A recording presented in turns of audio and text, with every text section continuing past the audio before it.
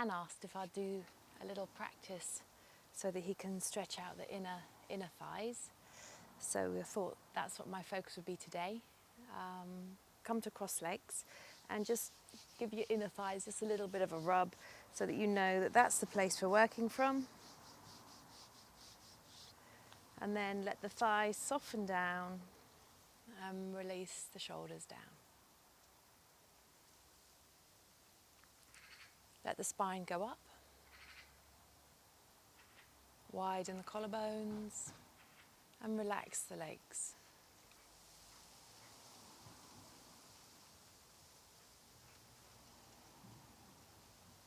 And you can gently open the eyes. It's quite windy, so I've put 2 blocks there just to hold them down. You don't need them on your mat unless you're outside and it's windy where you are. Okay, so the first thing we'll do is Baddha Konasana. So just let the soles of the feet come together. Sit up on your height. Use your hands to support you and lengthen out from the inner thigh to the inner knee. We won't hold for too long. Okay? And we're going to do Kamalasana, so that's crossing the feet. So your right foot is going to cross underneath your left foot. I better do the right way around, mirroring. Soles of the feet come up, and just notice again what's going on through the inner legs. Couple of breaths and then change. So allow the legs to release down and observe the difference between the left and the right side. If it's hard on your foot, put a blanket underneath so you've got a little bit of softness. Otherwise there's just resistance and discomfort. Change. And with the feet relaxed and released, so the groins are also released a little better. Letting the knees go down. And then one more time. Observing your feet, observing the groins and noticing how much movement you're getting. Okay? Now Baddha Konasana again. So I'm sitting up on a height, and that just allows my spine to lift a little less effortfully. So in the sutras they talk about effortless effort, but it's not no effort. There's effort, but it's effortless effort. So it feels like you're just, you know when you're swimming and you get the stroke just right? It should feel like that kind of like gentle gliding through your poses. Maybe one day.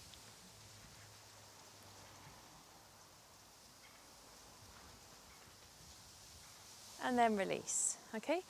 We could do that on our back now. So you can take the brick and just for extra sensation of doing more activity, if it's comfortable, put your feet either side of the brick, make sure that the heels are level and then move your groins in close. Let yourself come down onto the elbows, lengthen through the lumbar spine and lie down. Adjusting your hair if the bun is in the way. You want to be on the back of the head, not saying that you've all got buns on your heads. And that brick there is giving the inner groins, the inner thighs a little bit more space. You might find you can hotch yourself in a little better, so you can do that if you wish. And then just observe the inner right thigh, the inner left thigh, and feel which one feels a little harder. You can do that with your hands and just observe the levels of your legs. And you can do that so you lift your head and just look down. Try not to make the corners of the mouth go down. When you do that, everybody, when they look down, you see the corners of the mouth go down. But if you smile, you won't see over your cheeks, especially you've got little chubby cheeks like mine. So the shoulder blades are into the back, and you're just allowing gravity to aid the legs. And then if you want to increase that, just press, keeping the lumbar spine long, so not crashing into the lower back. Just press the center of the buttocks forwards and keep the tailbone long.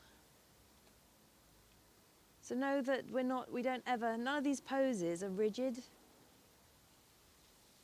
There is an effortless effort. So again, coming back to almost like you're swimming beautifully inside the pose. Your mind is swimming around your body. If that's a bit too poetic, you're just aware of everything that's going on. And you're not putting in too much, you're not putting in too little. It's just right. And then release, okay? Put your hands underneath the thighs and activate your feet to draw the legs in. So you press the outer thighs with your hands so you don't overload the back. Okay? So now you can roll to your side and just go all the way over into dog head down. Now have your hands no wider than your shoulders, but have your feet as wide as your mat. And you should feel like your legs are being funneled, or you should have a funnel sensation around your legs, around your hips. So spine is the thin part of the funnel, the hands up to the hips are the thin part, and the widest part of the funnel is your feet, in case you've forgotten what a funnel is. And then step forwards, wide leg Uttanasana.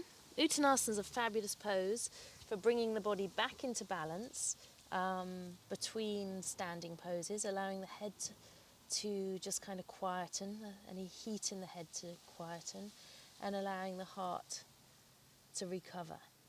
You've got to be aware that you're not overworking the backs of your legs or your lumbar spine.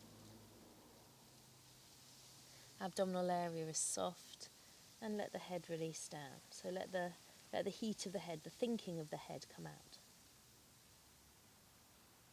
Allow the shoulders to come away from the ears.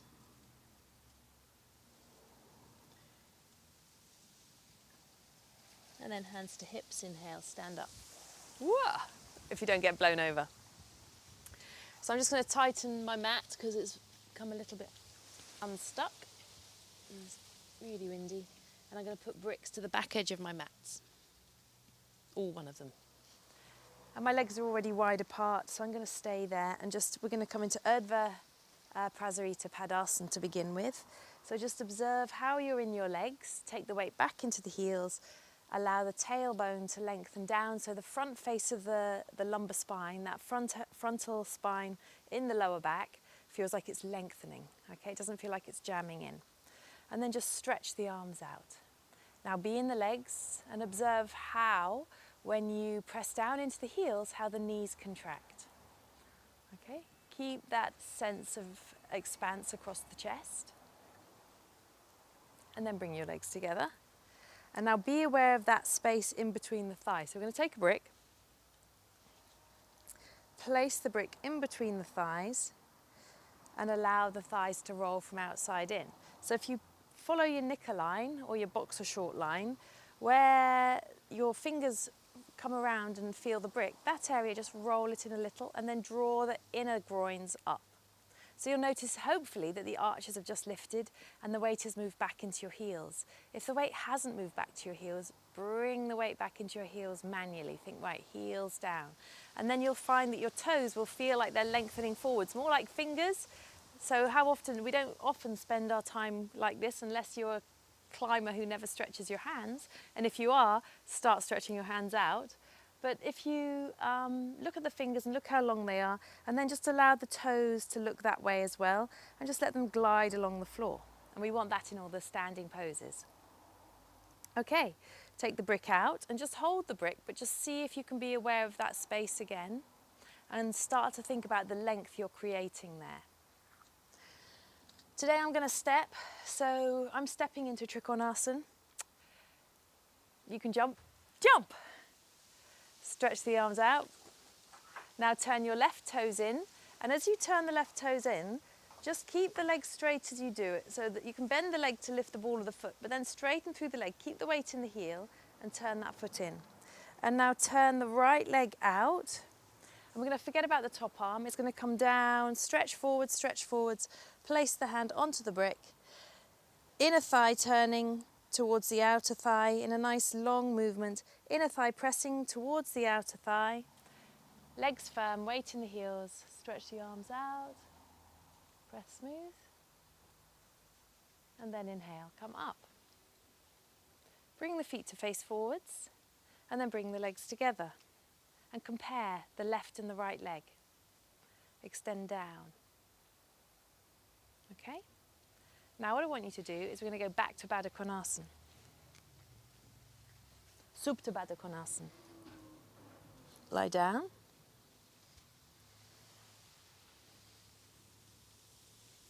Palms face up.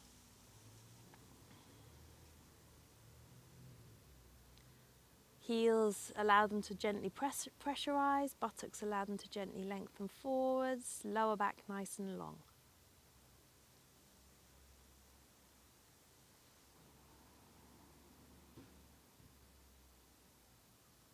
Okay, put your hands underneath the knees.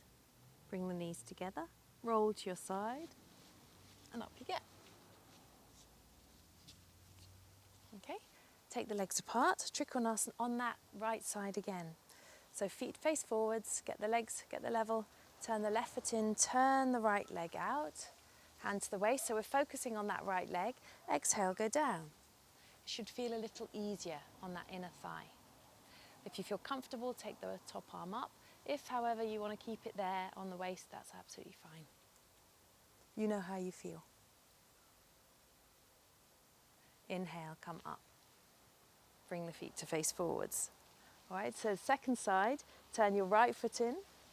Turn the whole of the left leg out. Keep the legs firm, kneecaps lifted. Exhale, go down. So lengthen the left arm forwards and let the left hand come onto the brick or onto your shin. And just observe again. I could do with my legs being just a fraction wider, so I'm going to do that. I'm turning my thigh, my front leg from inside out. So the back of the knee is facing the floor. And I'm being very much in the heel of that back leg. But the outer blade of the foot is still connected and the toes feel like fingers.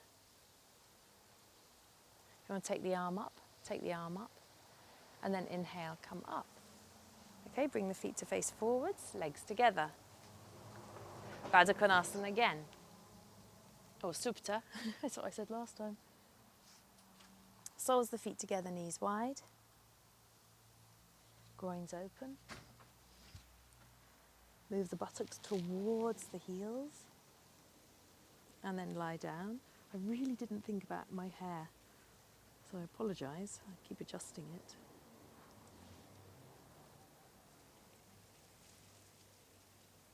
And observe the left thigh, observe the right thigh. See how they feel, see how they compare. Buttocks, just the centre buttock just pressing up, but the length in the lumbar spine is required.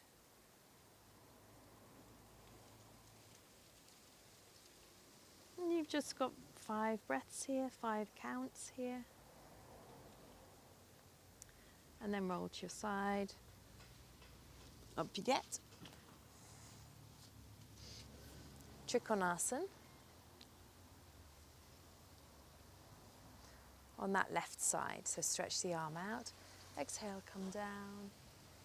And just feel the difference that gentle release has given you there.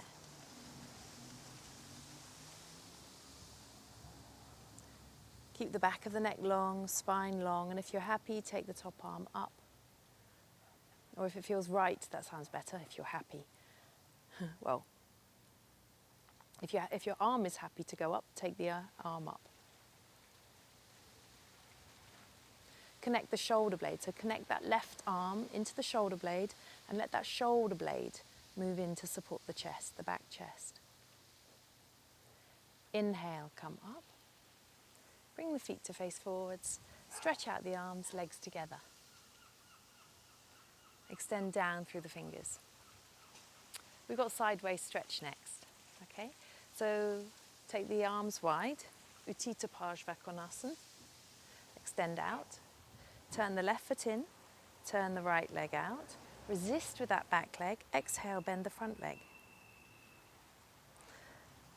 Bring the hand down and take the arm over. Now have a look at that knee and allow that knee to move back. You want the knee to be comfortable and the shin to feel like it's supporting the knee. So try not to take all the weight in the knee. If you feel like there's a lot of pressure in your knee, lift your toes and you'll feel the shin will allow that leg to be supported a little better.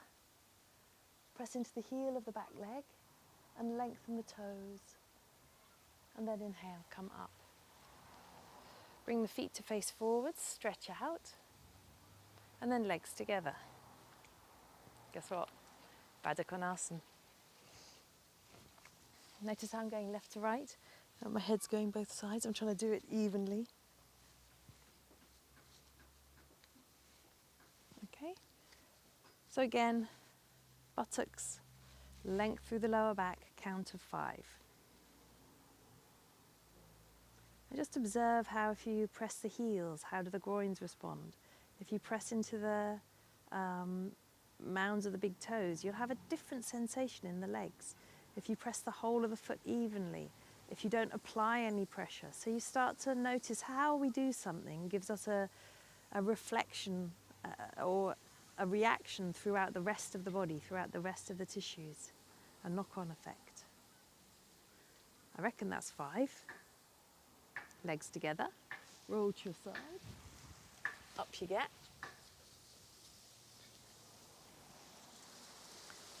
Legs wide, see how it feels.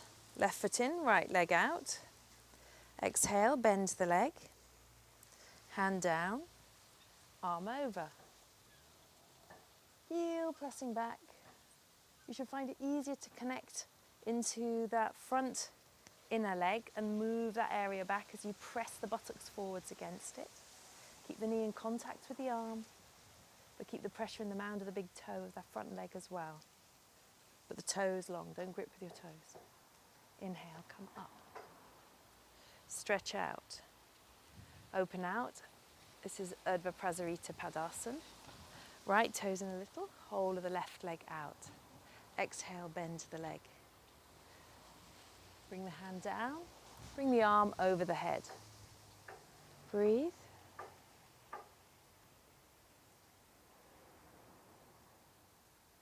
Notice the knee, notice how it's moving back and how you have to really think about that. Inhale, come up. Stretch out the arms, bring the feet to face forwards, open the chest. Legs together. Baddha Konasana, Supta. Supta, Supta, Supta, Baddha Konasana. Heels together. Feel the width that this pose gives you. Okay, and again, 5 breaths, 5 counts, 5 moments, but really understanding that you're here to lengthen the inner thigh to the inner knee. You can, again, if you know you've got a super tight groin, you can always give it a little bit of a rub, because the sensation of touch, you know, only as we become more sensitive can we feel it from the inside. So sometimes actually just putting your hand there and giving it a bit of a rub as well, and go in the direction you want them to move. So I think in Gem for Women, in Baddha Konasana, Gita says to lengthen from the inner groin outwards, so stretch the inner groins out. Can't remember the exact wording, but it's that action: inner thigh, inner groin to inner knee, inner groin to inner knee. So you're waking up that part of the body, okay? And then when you're ready, hands behind the backs of thighs, activate the feet, draw the legs, knees together. Roll over, up you get. Sideways stretch one more time. So just let's come to Tadasana. Now take the legs apart. Stretch the arms out. Left foot in, right leg out. Exhale, bend the leg. Place the hand down. Get the knee in contact with that arm, and then bring the other arm up and over the head. Lengthen. Thighs back. Buttocks forwards, and hopefully you found a little bit more freedom on the inner thigh there. And then inhale, come up. Bring the feet to face forwards. Work the legs, extend out into the fingertips, bring the legs together. Take your brick and put it between your thighs again. Now roll the thighs in again. So they've worked, so now we're just going to make them more compact. Pat the outer thighs. Okay, and then squeeze, suck those outer thighs in and up. Bring the weight back into the heels. Let's just interlace the fingers, stretch the arms up. Feel nice and compact here. Make the buttocks press forwards as the thighs press back at the same pressure, similar pressure. Balance between the left and the right side. Exhale, lower the arms down. Change the interlace, push the palms away and stretch up. Gripping those thighs. Exhale, release, extend the arms down. Take away the brick. Come to sitting. So you can sit on a brick just to begin with. Just feel whether your Baddha Konasana is a little easier than it was at the beginning. Check the feet, because the feet will tell you a lot about what's going on in the legs, so you want the feet to be doing similar things. Sometimes one heel will curve more than the other, so you've got to get them doing something similar. You've got to get the hips doing something similar. Okay? And then just gently bring the legs together. Slide off your brick. Pop that down. Have the legs bent. And you're going to lengthen vertebrae by vertebrae to come to lying down without banging your head on any bricks. Okay, now just grip, press the feet into the floor, grip the knees together, grip the outer thighs together, so we're bringing a compactness there. Step the legs up, cuddle the knees in, lengthening through the lower back. Relax the shoulders, relax the eyes. Pop the feet down, slide the legs away. And this is where I shall leave you today, in Shavasana. Get up when you're ready. Stay there as long as you wish.